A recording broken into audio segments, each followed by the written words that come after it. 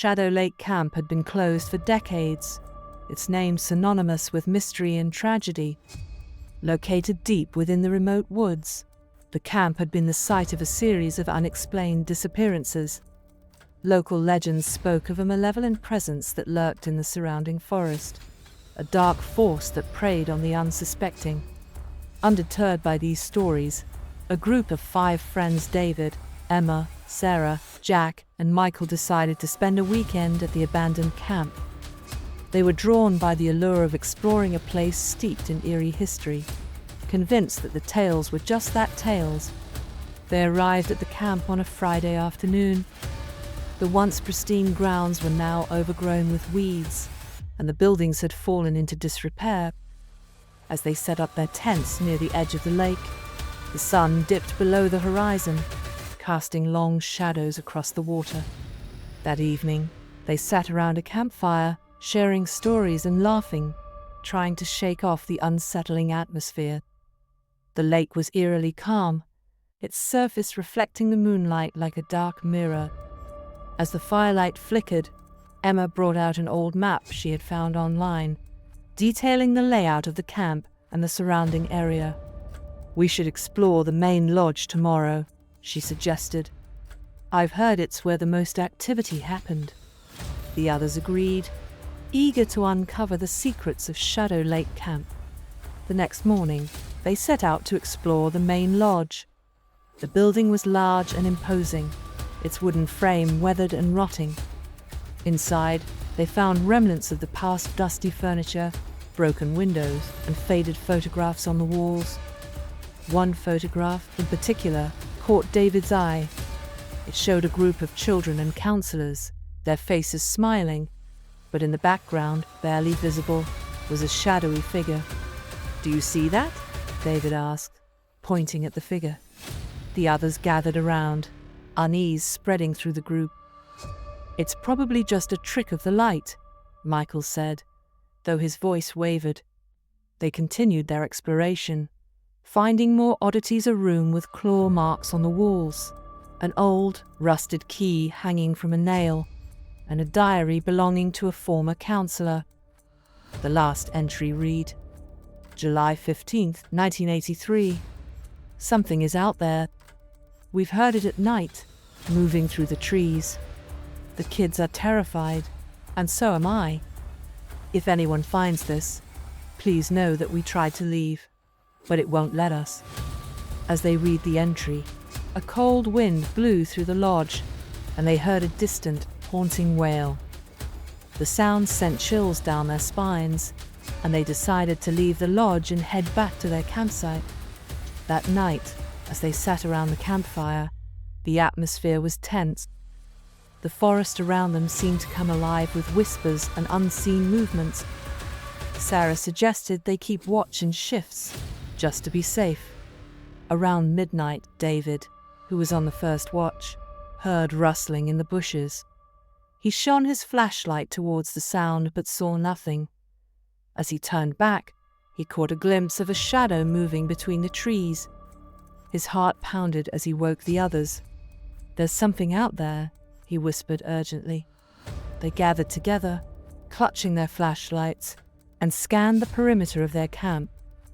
The air grew colder, and the shadows seemed to thicken.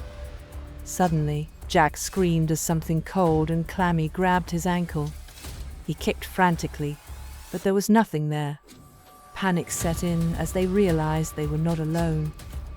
They decided to leave immediately, packing up their gear in a rush.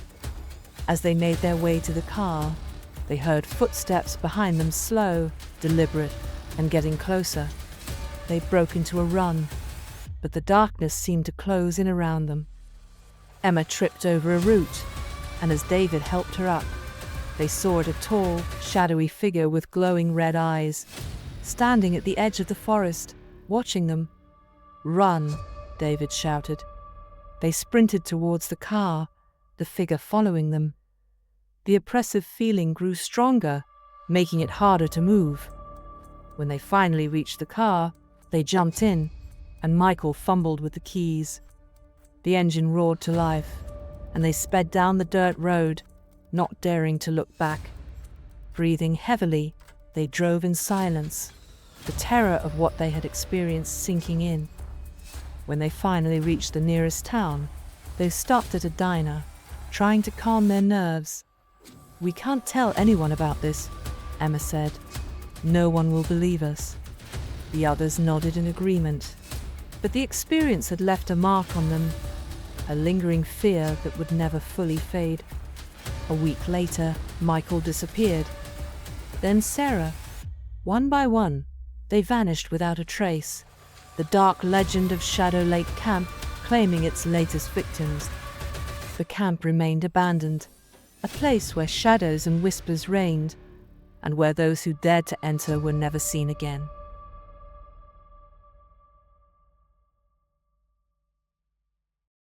Blackwood Camp had always been a place of legends and whispered fears. Located deep within the forest, it had once been a bustling summer camp until a series of tragic accidents forced its closure in the late 1980s. Now it lay abandoned, a forgotten relic overrun by nature and haunted by stories of a dark curse. Mark, Lisa, Tom, and Jenny, a group of friends with a love for urban exploration, decided to spend a weekend there. They had heard the tales of Blackwood Camp and were eager to see if the stories were true. Armed with camping gear, flashlights, and a sense of adventure, they made their way through the dense woods to the camp's entrance. The old gate creaked open, and they stepped into the overgrown grounds. The cabins, once filled with laughter, now stood silent and decayed. The air was thick with the scent of moss and rot. As they set up their tents near the old mess hall, the sun began to set, casting long shadows that seemed to dance and flicker in the fading light. After a campfire dinner, they decided to explore the camp. They started with the main lodge, a large building that had once been the heart of Blackwood Camp. Inside, the walls were covered in graffiti, and the floor was littered with debris. As they moved deeper into the lodge, they found an old notice board with faded photographs and announcements. One photograph caught Lisa's eye, a group picture of the last campers before the camp closed. She felt a chill as she noticed something strange, a dark figure lurking in the background, barely visible. Suddenly, a loud crash echoed through the lodge, startling them all. Tom's flashlight beam darted around, finally settling on a broken window. "Probably just an animal," he said, though his voice lacked confidence. Feeling uneasy, they decided to return to their tent. As they sat around the campfire, Mark brought out a bottle of whiskey, hoping to lighten the mood. They shared stories and laughter, but the sense of unease lingered. Later that night, as they lay in their tents, Jenny heard whispers outside. She unzipped her tent and peered into the darkness. The whispers grew louder, but she couldn't see anyone. Fear gripped her, and she hurried back inside, convincing herself it was just the wind. Around midnight, Tom woke up to the sound of footsteps outside his tent. He grabbed his flashlight and stepped out. The camp was eerily silent, but then he noticed a figure standing near the mess hall. "Who's there?" he called out, but there was no response. The figure turned and slowly walked into the woods.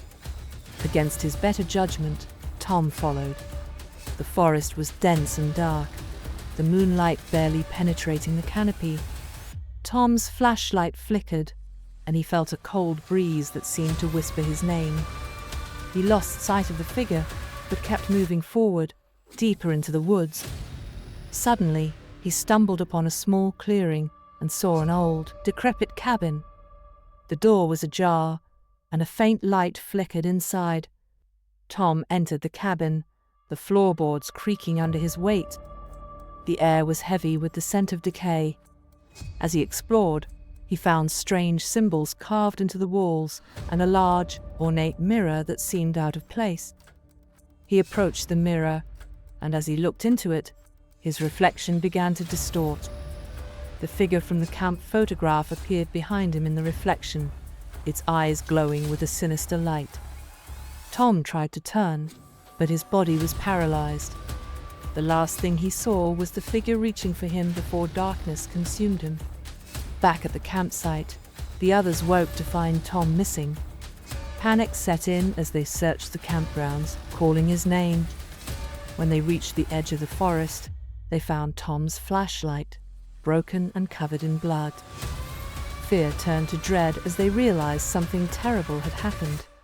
Determined to find their friend, they ventured into the forest, following the trail of blood. They soon found the clearing and the old cabin. Inside, they discovered Tom's lifeless body, his face twisted in terror.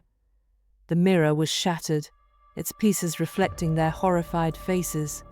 Suddenly, the door slammed shut, trapping them inside. The temperature dropped, and a sinister laugh echoed through the cabin.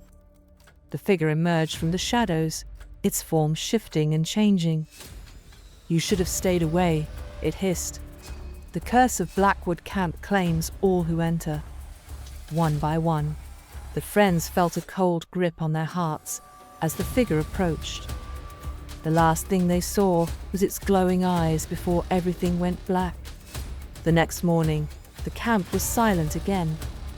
The forest had reclaimed the clearing, and the cabin stood as if it had never been disturbed. Blackwood Camp remained abandoned, the stories of its curse growing with each passing year, a warning to those who dared to venture into its haunted grounds. The moon hung low in the sky, casting an eerie glow over the abandoned cabins of Camp Pinewood. The once lively summer camp had been deserted for years, its cheerful laughter replaced by whispers of ghostly legends and chilling tales. James, a thrill seeker with a penchant for the paranormal, had decided to spend the night there.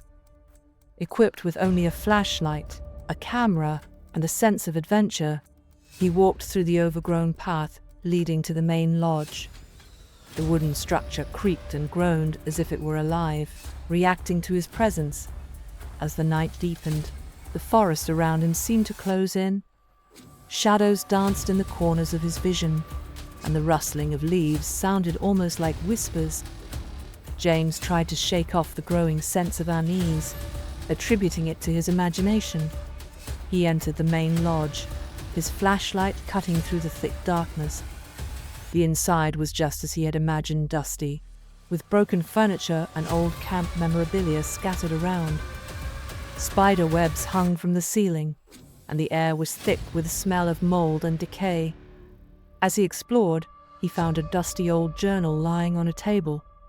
Curious, he opened it and began to read. It detailed the daily activities of the camp from years ago, but the last entry caught his eye. It was hastily written, with smudged ink. July 24th, 1995. Something is wrong.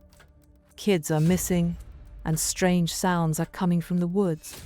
We need to leave. The entry ended abruptly. A chill ran down James's spine.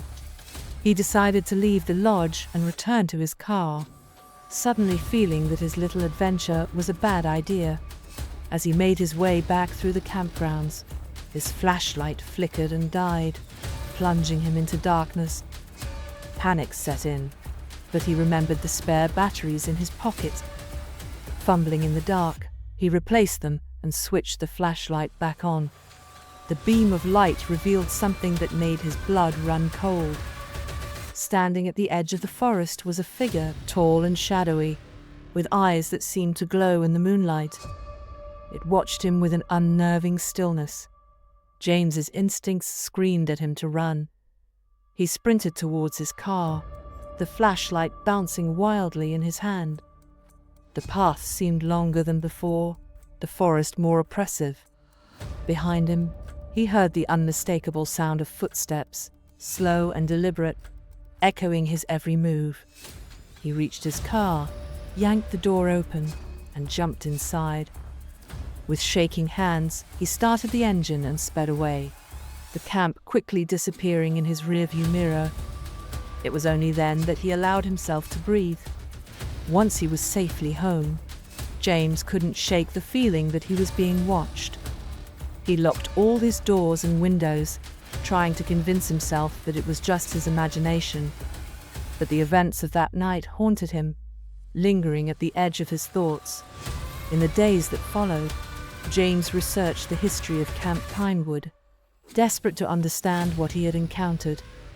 He discovered old newspaper articles about the camp's abrupt closure. There were reports of children going missing and bizarre sightings that had terrified the staff and campers. The final straw had been the disappearance of the camp director, whose body was never found.